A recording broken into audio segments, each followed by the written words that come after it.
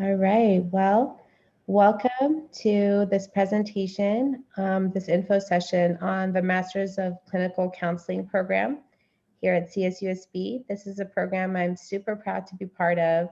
I love our program and I'm really excited to talk to y'all about our program today.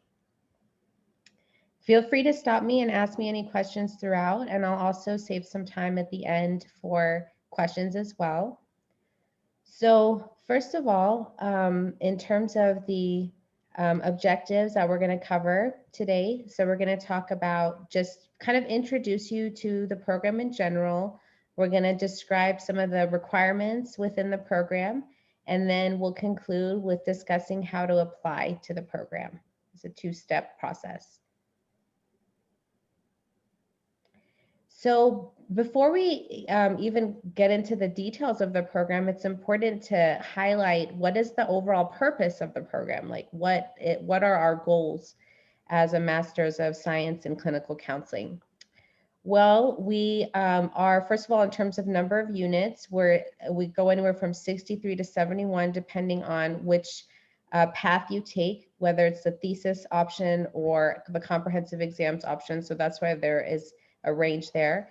And essentially, regardless of the path, it's a program that's designed to help you develop skills, practical skills in counseling. So providing therapy, practical skills, and you do that through a supervised training and experience. So through training that you're going to get, as well as through practical experience of seeing clients, and all of that is under supervisor's guidance. So you record your sessions and you talk about your cases with your supervisor. So it's all considered supervised experience. And then also you are gaining a grounding in the knowledge of this field of clinical counseling, gaining knowledge in the relevant subject matter, as well as some knowledge on research methodology as well. So, so that's essentially the goals of the program. So specifically as a program, to break down some of those goals, we provide what we call an intensive development of clinical counseling skills. So really just, role plays, learning different specific skills you can use in the room, specific strategies and theories that guide different interventions that you might do in the room. So in lots of different ways, you are developing your skills in clinical counseling. And also in this program, you are gaining exposure to a variety of different approaches to view therapy with, but also different kinds of clients. So there's different ways, there's different theories you can use to see clients. If you've taken intro to psychotherapy, then you have been exposed to some of the different theories that are out there for different approaches you can use to see clients, different ways you can view them, but also like different, those theories can form what you might do in the therapy room. So within this program, we actually have a pretty diverse theoretical interest within our faculty. So we have cognitive behavioral people, we have behavioral people, parental child intervention, we have some neuropsych people, we have relational cultural, existential. So we have pretty good representation among our faculty of different theories, as well as different populations we've worked with. So for example, we have faculty who've worked with children, who've worked with teens, who work with adults, and who work with the elderly population. So lots of exposure there. And then your first year in our program, which I'll get to in more depth, but you see clients in our center, which is either going to be kids or adults. And then the second year, you get to choose which site. So that really can be whatever clients you're interested in seeing. And then another goal of our program is preparation for doctoral study if a student chooses that path. Now, a lot of our students don't necessarily go on for doctoral studies, but if they do, we do have some more preparation for those students. They can get involved in research, they can do a thesis, which would involve taking more research classes. And so there are ways that we can help prepare students who are on that path. And so if that's something you're interested in, it's best to let us know that early, and so we can guide you in that process. And also, ultimately, if you complete our program, you satisfy the requirements to become what's called an MFT in California. So what that means, what that stands for is a marriage and family therapist. There's basically 3 main master's degrees in California when we're talking about not like, so there are different ones and related to K through 12 settings, but outside of K through 12 settings, there's licensed social work, there's licensed marriage and family therapist, and then there's licensed professional clinical counseling. So this one is specifically designed for marriage and family therapists. So this is a good one if you are interested in doing, in addition to doing individual, like you think you're interested in doing like family therapy or couples therapy, or you want to see kids or teens, because they often will involve some family sessions as well. So it's a good approach for that. The licensed professional clinical counseling is somewhat related to like some educational settings as well as adults, and they have their own info sessions. So we have a program here on our campus. You can look up CSUSB Counseling and Guidance. If you're interested in that one, then they have info sessions, so you could find out more about that one. And then there's also social work, which has its own program as well, and their own info sessions. So this particular program satisfies the requirement in California to become a marriage and family therapist. So once you graduate, you've met the educational requirements, and then you still have to get a certain number of hours, and then you take exams, and then you are officially licensed fully. But in terms of what you need for your education, this does satisfy those requirements. Any questions so far? Okay. So in terms of the faculty, so just to introduce you, I'm so proud to work with this faculty, wonderful group of people. So I'll just go from left to right. We have Dr. Chavez, who is the director of the program.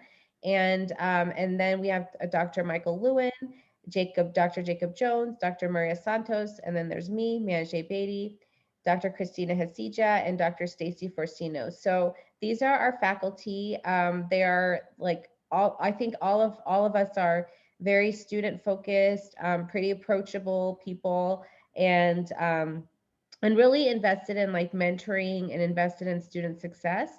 So I'm really proud to work with them, and they're just also just really wonderful to work with. So very collegial, and we get along really well. And so I think because we are such a also ourselves such a collegial group, and as a therapist, it's important to be able to get along with people. And so we do generally end up choosing students who are also pretty collegial and kind, and so that is something that I think consistently we see among our cohorts. And so it's one of the things I love about our program too, is that you basically are a cohort of 12 most typically, and you go through the program with the same 12 people. So people can really bond if they choose to. So I think that's a wonderful model that we have that cohort model. So I see a question, I think, in the chat, but can anybody read the question out? Because otherwise I have to take it out of the full screen. Is there a question? If it's not a question, that's okay too. I can get it at the end. It says, if I want to work in providing therapy to at-risk youth in group homes, juvie, would it be under MFT or clinical counseling? And then there's a second question. So I don't know if you want to answer that one first. Definitely there's, thank you for reading that. Definitely that would be under MFT. We've definitely had students who work with at-risk youth, who work with teenagers. So yes, that would fall under that. I'm not sure. I think if you want to, have questions about the other programs, I would just go to their info sessions, because I don't really want to speak for them, because I don't know if that would fall into theirs. So I will just speak for this one and say, yes, it would fall into this. Okay, and the second part of that was also, would I need to include forensic psychology? What I need to include it. Forensic psychology doesn't really fall into this. Like I would consider maybe other paths if you're interested in forensic psychology, depending on what it is you're interested in within it, because our program is more geared towards providing therapy. So if you, depending on how much therapy you want to provide within a forensic psychology career, I think that would determine the focus. But ultimately, like when you look at the goals of our program, we're training people to become marriage and family therapists. And then within that, again, you could work with kids, you could work with teens, you could work with adults. So like within that, there's different populations you could work with. But yeah, so I would say if it's forensic, I would maybe look more closely at what you want to do, and then maybe look into some forensic psych programs and just see which ones fit your needs better, depending on what you want your breakdown to be. All right. Any other questions? Hopefully that answered the questions that y'all had. But feel free to stop me at any point again. So She said I'm sorry. Okay. She said thank you. Oh, okay. Thank you. Thank you for sharing. I appreciate you. No, that's okay. I really appreciate you letting me know the chat. So what does the program prepare me for? Like if you go to our program, what ultimately are you going to be prepared to do? So you will become a marriage and family therapist.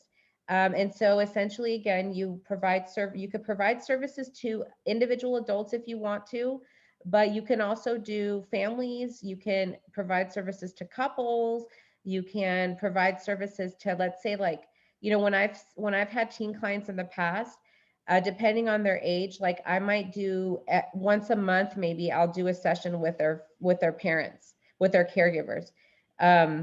So we're doing family therapy like for once a month, or maybe once every 2 months. So a lot of times when you're working, like if you're interested in working with teens and kids, a lot of times you are bringing in the family. So I would say if you have that interest, like this would definitely be a program that might be a good fit for you, because it's training you to like do that family focus in addition to the individual piece. Like you have a whole class on family processes. So that's a difference with licensed professional clinical counseling, is that licensed professional clinical counseling, to my understanding, is more so going to be focused on the individual adults and not as much focused on like the family systems piece and treating the family. But again, if you're interested in that one, I would still go to their info sessions and ask them more questions about that one. But if you're kind of trying to decide and you're like, oh, well, I think I might be wanting to do family or couples work, I would definitely look into MFT programs, because that I know would be potentially a good fit. So in terms of like, how do you become, the state of California decides, it's kind of like has this board called the Board of Behavioral Sciences. That's a board by the government. And this Board of Behavioral Sciences determines what the requirements are for all the different master's programs. So for marriage and family therapy, the requirements are that you have to complete a master's degree that meets the requirements, which our program does. And then and additionally, to become licensed, you have to get a total of 3,000 hours of supervised work experience, some of that which can be done while you're in the program, only a portion of it, and then some while you're done. And then you also have to pass the licensing exam. So there's a licensing exam that once you graduate, and we do try our best to prepare you for that. The comprehensive exams option, in particular, if you do that one instead of the thesis, that one prepares you, like we model the exam after the licensing exam. So it prepares you to take that licensing exam. So what else do we prepare students for? Well, as I was saying earlier, some students are interested in going to a doctoral program. So our program can serve as somewhat of a bridge between the bachelor's and the doctoral program. So it gives you a chance to gain valuable experience clinically, because you're going to gain therapy experience regardless. Like from your first year, within a few months, you're going to be seeing clients. So you do gain that experience, which is one of the advantages our students have in our program when they apply for their sites their second year, is that they've already started seeing clients. And then your second year, you're seeing clients that whole academic year. So you're going to gain the clinical experience regardless. And then if you choose to, like if you're interested in research, or if you want to pursue a doctoral, or you think you might want to, there's also research opportunities. So those can be done through the thesis option, as well as through gaining research with different faculty members. All the faculty members in our program are active in research. So so if you're interested in a particular person's research, you like on their website, on our website and site, you can look at everybody's research interests and make an appointment with them, email them, and see what projects they have. And while you're a student too, while you're a master's student, you can continue some of those projects with them, either through a thesis or maybe other opportunities as well. But we do encourage you, if you are interested in a doctoral program, we do encourage you to do the thesis option, just because it does allow you to do a research project from start to finish, and you get to like have somewhat of a say in that project. It will be with the guidance of your supervisor or your faculty mentor, but you do have some say in like what that project is as well. So it's a chance to really see if you like research, and so if you think you might be interested in research in some way, I think it's a good option. And I think especially if you are considering doctoral programs, it does look good to have that thesis, and then you could present it at a conference. You could present your results. So there's other ways that it can enhance your resume. So just as, I know this is a lot of classes right here. It's we don't necessarily have to go through all of them, but it's just kind of to give you an overview of the classes that you would be taking as a master's student. So you'll notice, and these are like, most of these are just requirements of what the state of California says need to be taken for an MFT. So, things like related to community mental health, community disaster, we have ethics and law, multicultural counseling, neuropharmacology, advanced research methods, advanced developmental, psychopathology. So some of these classes are, if you were an undergrad psych major, you've taken some version of them, but you're going to go on a deeper level in the master's program. So psychopathology is similar to abnormal, for example, and and then advanced lifespan development, you've probably taken some form of developmental psychology. So some of those are just going to be a lot more advanced, because you're learning them now as a future therapist rather than as an undergraduate. So they just go a lot deeper into that information. And then family processes, you're taking classes specifically on marriage and family skills. And then child therapy, theories of counseling, clinical assessment, as well as some practical courses while you're doing your hours at your sites. And then advanced practicum and counseling. So I'm sorry, practicum is like part of your, so when you are getting hours, your first year and your second year, you're getting hours. And so practicum is an opportunity to have your cohort there and like discuss how things are going with your hours. But then you also have supervision, which is when you, like on your first year, you have you and 3 other students. So there's a group of 4, and you meet with one supervisor for a couple hours a week. And so that is going to, that's also how you get, that's how you get essentially the supervision, and that's how you get to talk about your cases. So the practicum also, you get to talk about, therapy issues and practical issues related to counseling. So you have that both in your first and second year, some version of that. So I think that's it for the classes. Any questions on that? Anything so far? I have a question. Yes. For the 3,000 hours for the MFT state requirement, can those be done? I know some were done with the program, but also can some of those be done with a private practice, or do they have to be specifically for with like a state agency or something like that? No, there's no requirement like that. No. They have to meet certain, so if you're doing it while you're in our program, like, and they're not an approved site right now, but like, I would say right now we have a list of approved sites that our students typically go to, but sometimes we've had students, they want to do a different site. Like, let's say they live somewhere else, or they're just interested in a different population. So we have to approve them and make sure that you have appropriate supervision and that you're going to get the number of hours and everything. So we have them sign an agreement.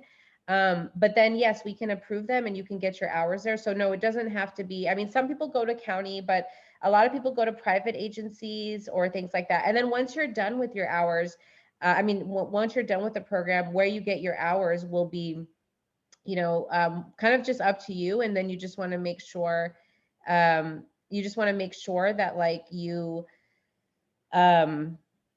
that you're getting your hours like under like an MFT and all those, like, so you want to make sure that that's, all of that is okay. But yeah, it doesn't have to be a state agency or something like that.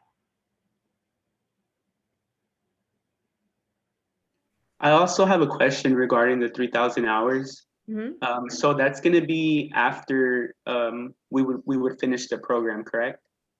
No, you can get several. Yeah, I believe it's, I want to say 300 while you're in the program. So you can get some of them while you're in the program. But yeah, some, like a great amount of them, you'll get when you're done with the program. Thank you. You're welcome.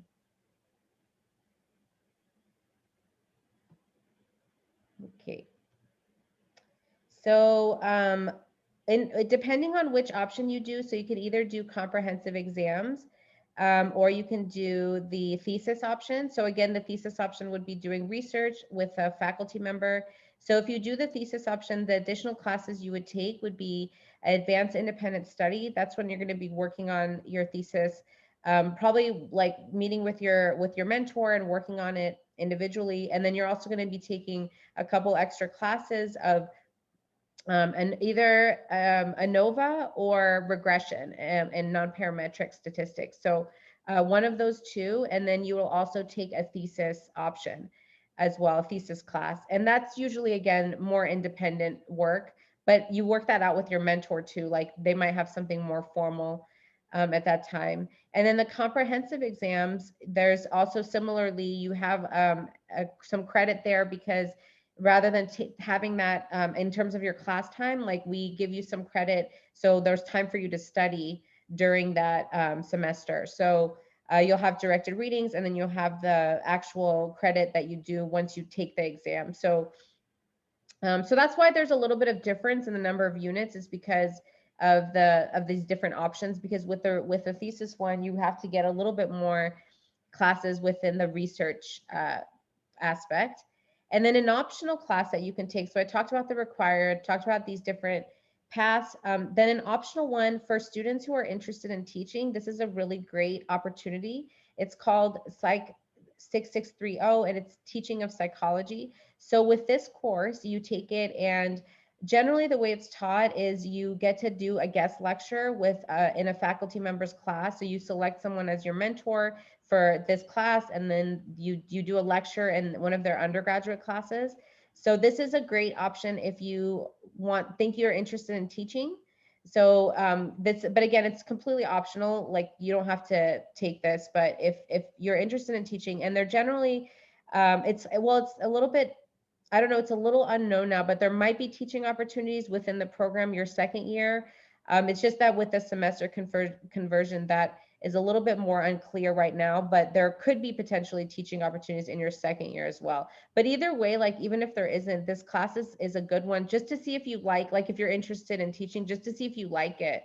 You can start to get your feet wet for a little bit.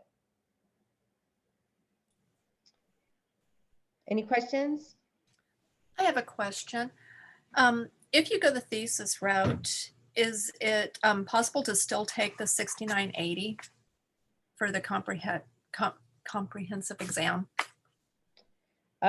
We've had that, people ask that, but honestly, we've never had anyone follow through, because each of them is so much work that it would be really, really hard to do both of them. So, I mean, I think as a faculty, I can't make that decision by myself. So we would have to discuss it as a faculty and like what the rationale is and everything. And so I think we would be open to it, but I just think it would be really hard to do.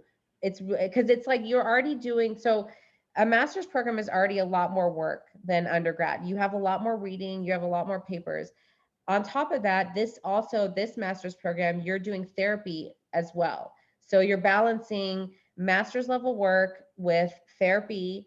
And then the times that you're you're studying for your comps exams, you know, generally your second year, and then your thesis, you're generally working on that for 2 years, like outside of all of the classwork and the therapy. So that's why it would be difficult, but I think, you know, we would be open to it. I just wouldn't be able to guarantee that right now. It would just be something that we'd have to discuss as a faculty, because it's not something that's typical. Thank you. You're welcome. Okay, so in terms of the first year, well, what would you do as a student? So your first year, you would do the practicum or your therapy experience within what we call our community counseling center. And so our community counseling center is in this CSUSB campus, specifically in the SB building. It's on the bottom floor. You've probably passed it if you have taken classes here. It's just that it's a locked building, so likely you didn't go in, but it's a clinic on the first floor. And so everybody sees clients there, and you're going to be supervised by one of 3 faculty within the Master's in Clinical Counseling program. And generally at that time, your first year, you're going to start with a caseload of 1 client and then probably work up to 2 clients, and usually at the most 3 clients per week that you would be seeing. So that would be throughout the academic year. You don't start it right away, like right when you start school, but generally a few months in, that's when you start seeing clients. But you do start your first year, you start seeing clients. And again, your sessions are video recorded, and you know, you queue them up to talk about your cases with your supervisor. So it's not like you have time to watch every session the whole way, but you know, you can get feedback on different things in your session. So so you're getting that supervision, and so yeah, so that's your first year. We do encourage too, if you do a thesis option, if you choose that, we encourage people to start as early as possible, and preferably their first semester, just at least talking to potential mentors. And then your year 2 is going to be a practical experience that you do in the community this time. So this one, you get to choose it. You generally apply around your first year, maybe around like January, February, March is when you apply, and then you start interviewing a little bit later. And so you usually know by the end of the spring semester where you're going to be the next year. And generally, it's like applying for a job. You give them resumes and cover letters sometimes, depending on what they ask for. You interview. I will say that our students have pretty good track record of getting their choices, if not their first choice, at least one of their top choices, because it's pretty unique that we have our students see clients that first year. So like this, really being nervous for that first session, which is so common when you start that second year, our students don't have as much of that because they've already seen clients for at least a few months. So they tend to be competitive for these different sites that they apply to. And so generally your year 2, you're doing 20 hours per week at your site, and up to 13 of those are going to be face-to-face contact hours. And students are going to be supervised by a community mental health provider. So you're going to be supervised by someone at your site.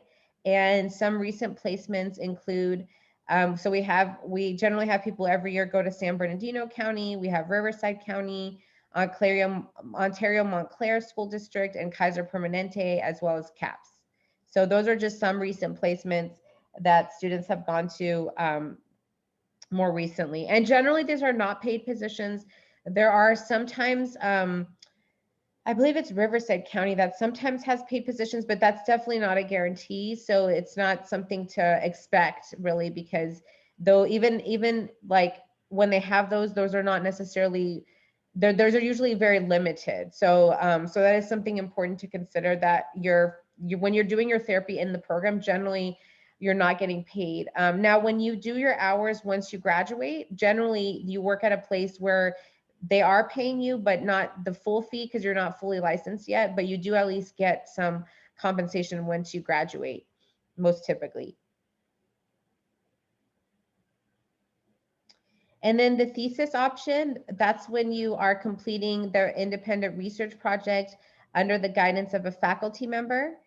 And then with your faculty member, you would choose the topic that you want to work on.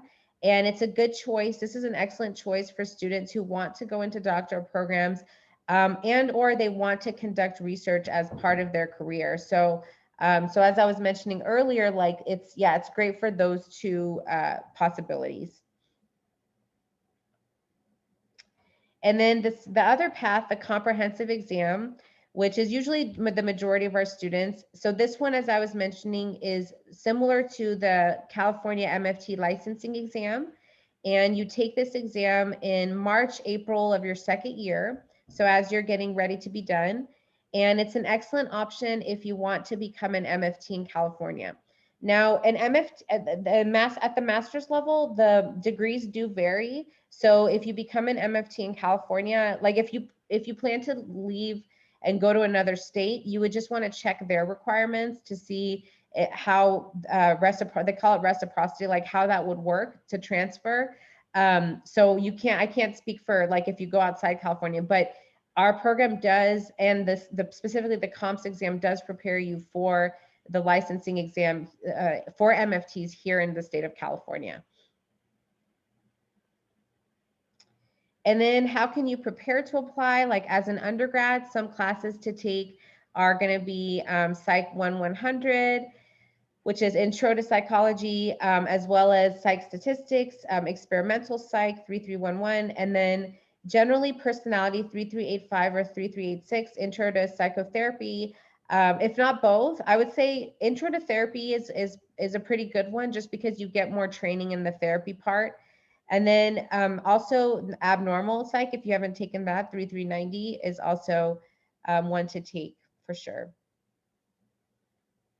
And then we just some recommended courses. So those were ones that we require, but then recommended are behavior modification, as well as psychopathology, specifically within childhood, and then advanced seminar in clinical, as well as advanced seminar in experimental clinical. So so both of those 42422, 4432 are the advanced seminar that you take at the end of a psych major. So generally, and basically they're both in clinical. It's just the first one, 4422, is more focused on the practice piece, whereas 4432 is focused on the research. So they're both good options to take. If you're interested in research, 4432 is a good one. But the only thing is it's not always offered. So if it is going to be offered, it's usually in the spring, but you just got to check to make sure that one's offered. 4422 tends to be offered every semester, so that one wouldn't be necessarily hard to get into, and often it's offered in the summers as well. So so yeah, so just you could check for the 4432. And then some characteristics that make someone successful. So generally, this is a therapy program, so we want to know that you are interested in doing therapy work and helping the community. So we really look for volunteer experience, some kind of helping experience. It doesn't have to be volunteer. Like sometimes people have had jobs as, let's say, applied behavioral analyst or a behavioral therapist, behavioral interventionist. And so they do have some therapy experience. So that's great. And it doesn't have to be that. It could be also like some kind of mentoring experience, looking into, what service, like in your communities, what service opportunities or what opportunities are available. There's places like sexual assault services that you do about 35 to 40 hours of training, and then you can answer like the hotline, and when in non-COVID times, you can accompany survivors to hospital visits. So those are places to get some good training, and they're volunteer. That's, you won't get paid, but you get to at least get some helping experience, because that's something we really look for. And when you write your personal statement, because you have to write an essay, you can talk about what you got out of that experience. And then research experience is not required, but it does look good to have research experience because it shows that you have some interest in psychology. You can talk about what you got out of it, how you think it could help you in your, as a therapist or in our program. And also what it does help with is you're going to have 3 letters of recommendation. So the more detail your letter writers can be, the better. So the 3 letters of recommendation, if you have done research with somebody, generally you get to know them a lot more closely than just in a class. So the research experience also helps you get to know a faculty member, which helps you have stronger letters. So it does that. So that's why it's not, even though it's not required, it does, help. It does boost your application. Generally, our GPA range is about 3.2 to 4.0. If you feel like there's a reason that your GPA is not a reflection of your academic ability, just state that in your personal statement. And you don't have to apologize. You don't have to, over explain it, but just say, I don't think this is a good indicator of my academic ability because of this. Maybe you had a family emergency and you had a really rough semester. Maybe you had a rough quarter during COVID or something. Maybe it was during, spring 2020, and that's why your GPA got lower. So whatever it is, the reason, you can explain why and why it's not going to be an issue for you. So like if you say, well, it's because I was depressed, okay, that's valid.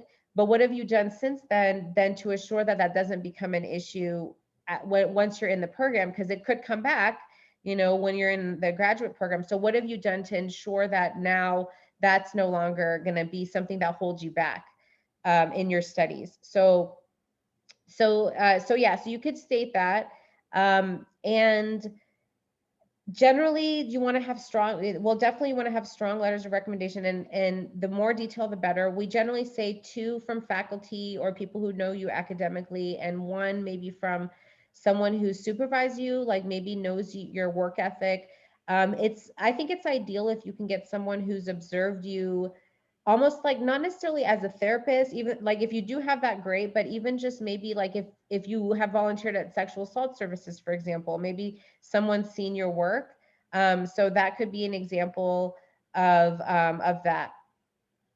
So let's see, just got a question in the chat. If there's any physical copies of application documents must be sent to CSUSB, the application will be all online. Yeah, we're going to get to the application, but yes, it's all online. So there's nothing that really has to be mailed. So yeah, that will be, that's online currently. So how can I prepare to apply? So you want to just get it done early so you can get feedback from different sources. You want to just get feedback, as much as you can. And one place that's great is the CSUSB Career Center. We also have the Writing Center for campus, and we have a Writing Center for SB as well. And then also what I suggest personally for the personal statement is past, present, and future. So past is like, what led you to want to get this degree? What led you to want to become a marriage and family therapist, or whatever your future end goal is. And that's the past. And then present is, what have you done as an undergrad or beyond to prepare for that? So that would include like your helping experiences, your research experiences, any relevant work experiences that you think helped prepare you. And then future is your goals. Like, what are your goals? And so you want to have coverage of all those things. They're not necessarily going to be maybe completely equal, but you want to at least mention each of those three things to some extent. So for example, you don't want to just talk about, yourself academically. We don't get a sense of you interpersonally. You don't want to just talk about your personal story. Then we don't know how you've prepared yourself, or we don't know your goals, so you want to give some coverage, I think, to each of these 3 areas.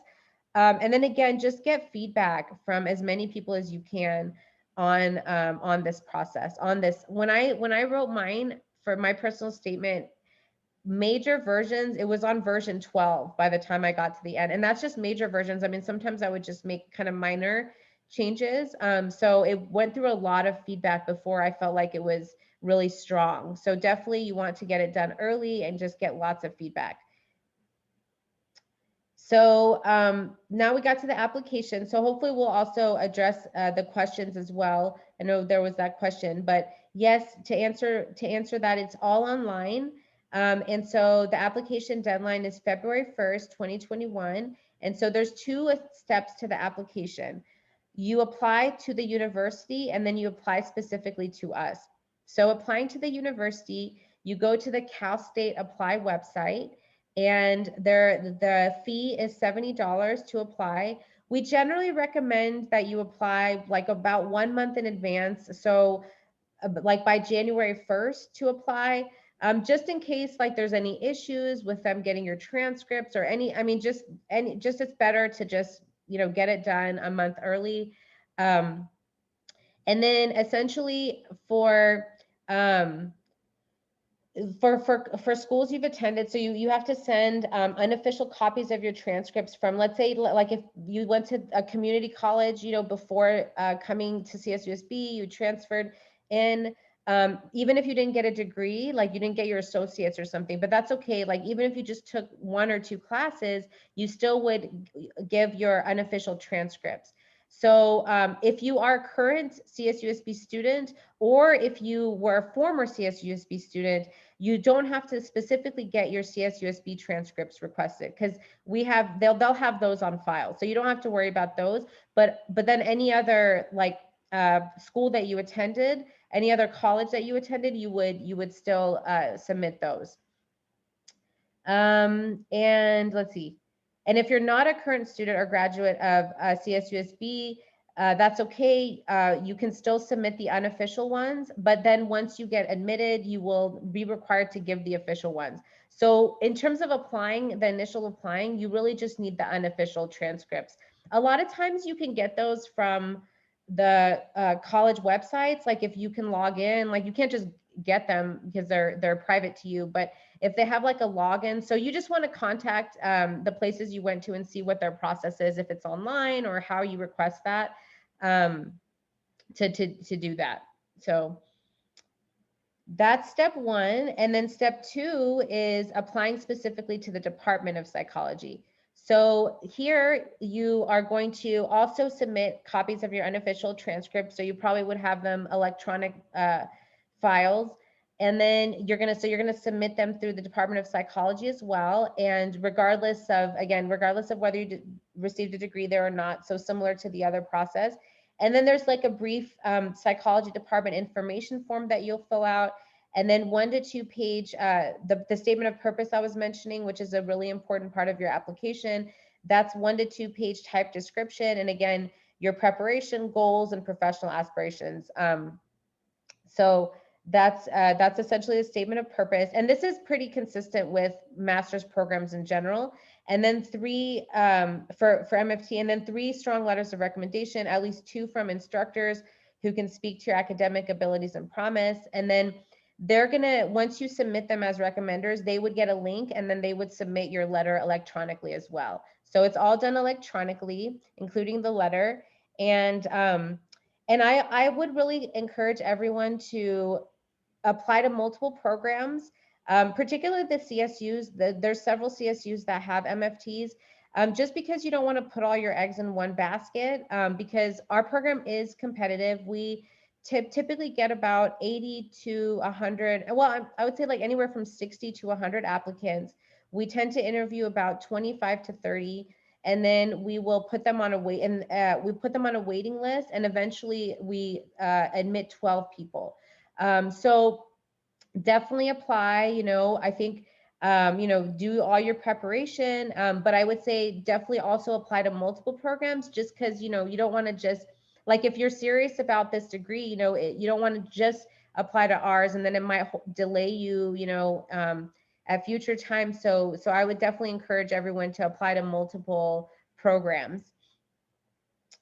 And then additional information, just you can find on the psych page. So if you go to the psychology.csusb page and click on graduate programs and then clinical counseling, you can find out more information.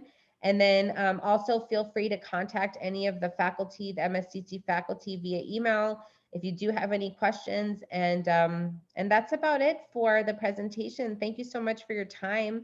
So now I'll just open it up to what questions y'all have.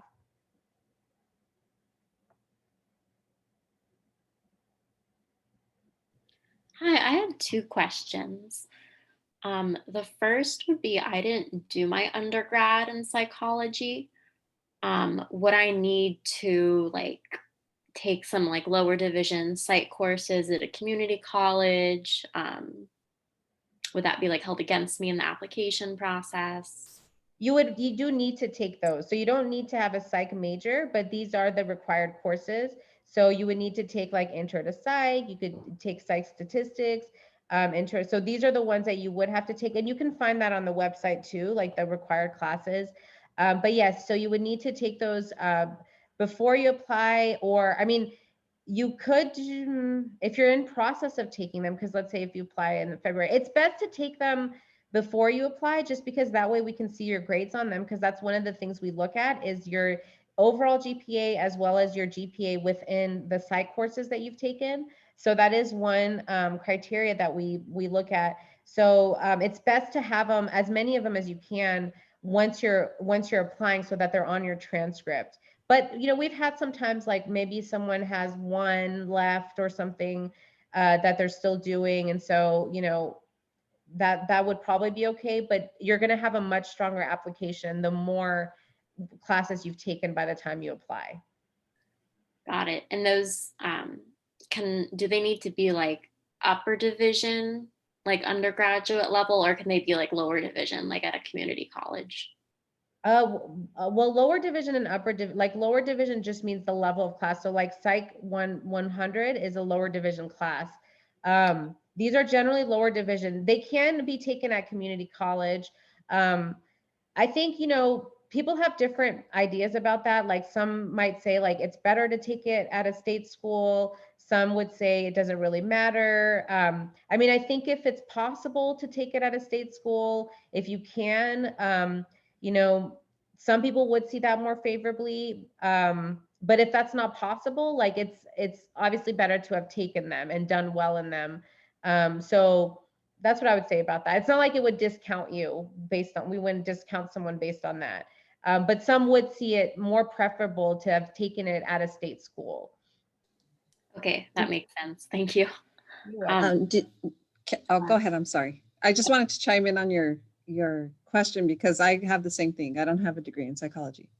And so the lower division courses, I found that you could take in community college, but I'm taking the upper division courses through Cal State with Open University. So I'm actually taking those. So I'm not actually a Cal State, well, I don't even know how that works. I mean, I'm a Cal State student, but because I'm taking these two courses, but they are the upper division courses. And you just have to get it like approved. So you go through Open University and get it approved through the departments that you could take those upper division courses, because a lot of the upper division courses that were listed aren't offered in the community college. So I'm kind of going through the same thing that you're talking about. Thank you for sharing that. That's super helpful. My second question would be, do any of the students in their second year, do any of them do their placement work at community colleges, like in a counseling capacity? Absolutely. Yep. We generally have had, yes, we've had people do it at community colleges, and typically every year we have at least one or two do it at some kind of counseling center. So we've had University of Redlands, we've done the CSUSB CAPS, I believe Chapman, like we've had different places. Yeah. And typically every year there's at least one that goes to some kind of college counseling center. Okay. Absolutely. Yep. That tends to be a good fit for some of our students. Thank you so much. You're welcome. Hello. Hi. I was wondering if once admitted, is the master's program a completely full-time, you get it done in 2 years with your cohort, or if there is a part-time option? I'm just curious. I have 2 children and I want to make good choices when I get to that point. Yeah, definitely. It does tend to be a full-time program, because like generally, so you're taking full-time load. and you're seeing therapy clients as well. We have had parents go through the program. We've had you know, even parents with small kids. We've had people still work while they're in the program as well, like still work at their job. So I think with determination, you know, it's possible. It is hard. It's challenging. But I think as a faculty, we do try to be understanding, you know, and work around as much as we can. Like if somebody, let's say, has to take a leave of absence for a bit of time due to family issues, or let's say like, you know, they have to move something around, you know, as a whole, I think we are very supportive of that. And so like, even though we do, you know, you do have to be full time, like maybe like with, like, I'm thinking of different examples where we've allowed students to be a little bit more part-time, or to take a leave because they needed that time at that time, and then they were able to continue. So they might not have finished in the 2 years, but they still were able to finish, you know. So we do try to be flexible with that as much as possible. But yes, as far as it being like a full-time program, it is a full-time program. There are programs out there that are more flexible, like they're night programs or weekend programs or things like that. So, but ours generally is going to be like, you're going to be in classes at least 2 weekdays, like for most of the day. Your first year, usually like 3 weekdays. And then your second year, you're also going to be seeing clients usually on Tuesdays and Thursdays too. So, but that also varies because some of the sites have night hours, some of them don't, some of them are only 8 to 5, some of them have week. So that also depends on your site, your second year. But as far as the classes, they do keep you pretty busy, and that those are on a full-time schedule. Thank you. That's really informative. I'm normally a full-time student, but with COVID, I'm doing distance learning, and I'm my children's distance learning teacher as well. So I'm now part-time for the first time. So it's just a reality to a kink that gets thrown in, and now I'm having to make new decisions. But that's very helpful to know. Thank you. Yeah, it's challenging. I mean, I'm really hoping that by then, you know, we'll be able to be face to face, and it'll be very safe to do so. But yeah, it's really hard to know. So even as we're preparing for next year, we're kind of looking at, you know, we're making sure that all the sites that our students are going to apply to are going to be able to accommodate, like, if we are still on that, like they can still do online sessions and stuff like that. So yeah. Thank you. You're welcome. I'm looking for, I know there was a question in the chat, so I'm trying to find the link, the application that somebody mentioned, the not seeing the link for our program. So I'm trying to find that. I have a question. Sure. So I heard that people who have finished their bachelor's can go straight to a PhD program. Ideally, I would like to get a PhD as soon as possible. I just need one more year in CSUSB to get my bachelor in psychology, so I'm trying to plan ahead of time. So is it quicker to just go straight to a PhD program, or is it more recommended to get a master and then apply for a PhD program and then substitute some classes with a letter? So what's your ultimate goal, would you say? Like to get, you definitely want to get your doctorate, or? PhD in psychology. I know that there are some specializations, so I guess I can say I'd be a clinical researcher. I was looking into that. I do like the basis that CSUSB has, you know, counselor, clinical, MFT, so it could be around those 3 areas. So typically, if you are applying to a doctor, if you're applying to a PhD program, you're going to need some research experience. And depending on which type of doctoral program, like you might need like conference presentations even, or like even just beyond having research experience. So if you have strong research experience right now, then that's something that to definitely talk to your, like the faculty that you're doing the research with, and they can kind of mentor you on that process of applying to doctorate programs.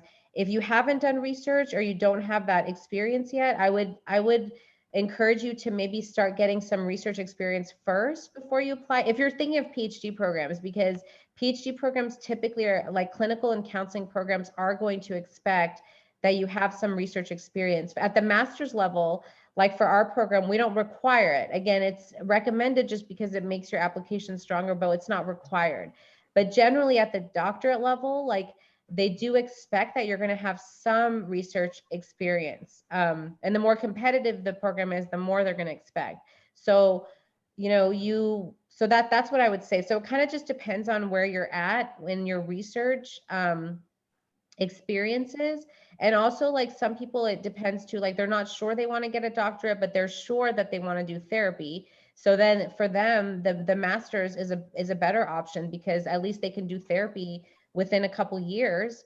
And then, and then if they want to get the doctorate, they can get that at a later time. So, yeah, so I think it just kind of depends on like your goals and and like what research background you have at this point. Okay, I see. Thank you. You're welcome. So I have a question. Can I just tell Emily, I reached out for that information to the Cal State Department. So yeah, reach out. They're very, very helpful with all this stuff and helping you, or, like they'll look at your transcripts and tell you what you need and how to do it. So anyway, I wanted to tell you that. That's the only reason why I knew how to do that. But Thank you. That means a lot. okay. So my question is I have, I'm coming back into, after 20 years, to come back to get my master's. So I have work experience and I have through Open University, I have recent psychology courses I'm taking now. So I look to some of my professors from years past and I cannot find them. It's been 20 years. So is it too, being that we are taking online courses and we kind of don't really know each other like we do when we're in class, I would say, my letter of recommendation are going to be kind of different because I can't pull from academic letters of recommendation really, because I've already kind of looked into it and I can't really find my professors.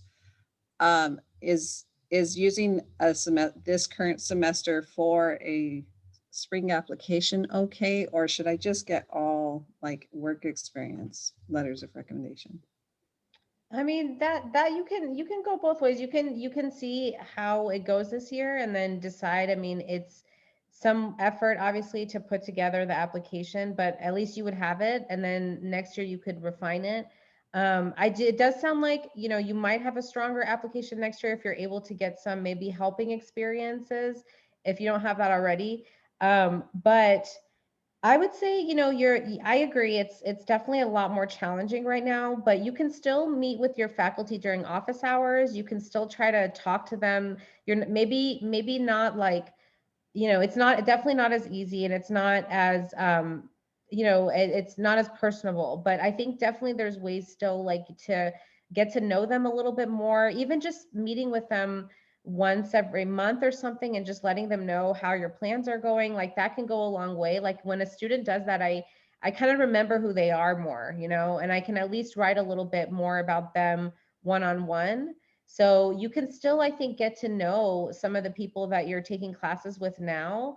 I would encourage you to go that route just because the previous professors, it's been a while since they've had you in class. So it's hard to remember. So I would maybe focus more on the newer ones. And then they're also going to be the ones in psychology too. So that's more relevant. And then just maybe, are there maybe 2 or 3 that you would feel comfortable with approaching and then just talking to them a little bit closer, maybe getting their advice on your path. Like, I mean, also just, kind of that's what they're there for. So, I mean, I think those kinds of things can go a long way as well. And then seeing if, going on the psychology site, CSUSB site, and seeing what are the actual faculty doing in terms of their research, and maybe you can get involved in somebody's research, and then you would get to know someone a lot more personally. Like when I write a letter for someone on my team, it's so different than just having had them in one or even two classes. Just because I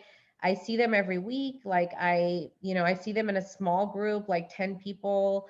I have a lot more to say. So those kind of ongoing opportunities can be really, can go a long way. Thank you. You're welcome. Also, don't discount that you have some really high quality experiences probably because of your background. So I think, like focus on your strengths too and what you've gained from your journey on your statement. Like you can explain why those are strengths for you. I think part of the statement and the challenge of it is you're talking about yourself and you're trying to do it in a very small amount of words. And it's hard. Like I know I grew up in Iranian culture as a woman, like you don't talk about yourself, you don't sell yourself. Like that's so bad, but you have to do it. You have to do it on this. This is what you're supposed to do, which is why I recommend showing it to people that know you well, that know your strengths, so they can make sure you're highlighting your strengths, because you might not be doing it because maybe you're used to discounting them. So I think that, like, making sure that you highlight your strengths. This is the time to do it. It's not anything weird, even though it feels awkward maybe, but that's what you're supposed to do. Thank you. And yes, it does feel awkward, but thank you. Yes. Any other questions? I put in the chat the application link, so feel free to go to that. That's the kind of the main, that's the main page for the master's programs, and then you can click on the link for our program. So, and then in that when you click on that, you'll see the requirements and you'll see the link to our specific site page. So it has links to everything else too, like the catalog. It tells you what classes are required, all those things. So that has like kind of the highlights of the information. So, all right. Well, thank you so much, everybody, for coming. I really appreciate your time. Feel free to email me if you have any questions. I'm happy to answer your questions. I'll put my email in the chat. But yeah, feel free to email me. And there will be another info session. So on that flyer, if you have friends or something that wanted to come, let them know that they can go to the next one. It'll be the same information. So you going to this one, like you don't won't necessarily benefit from going again, but if you know other people, you can let them know that they can go to that second one. So, all right. Well, good luck, everybody. Take good care, okay? And enjoy Thank the rest you. of your day. Thank you. Stay safe. Thank you. Thank you. Thank you. Thank you. Bye.